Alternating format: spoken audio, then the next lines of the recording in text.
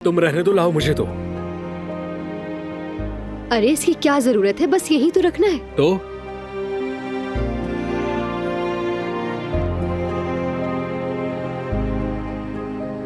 चलो भाई, हटो हटो, साइड पे हटो, सूप लेकर आया हूं मैं। हाँ चलो आप बैठ भी जाओ ना।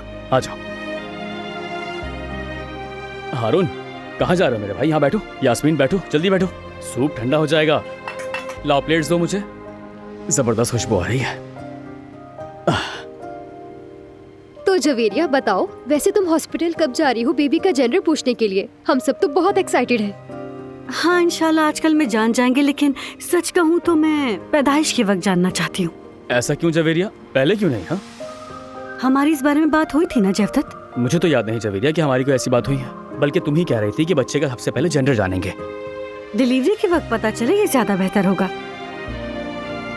है ना यास्मीन? यानी इस मामले में तुम सरासर गलत हो जवेरिया। भाई बिल्कुल ठीक कह रहे हैं। मैं भी चाहती हूँ जल्द से जल्द मालूम हो जाए। मेरा भी यही ख्याल है भाभी।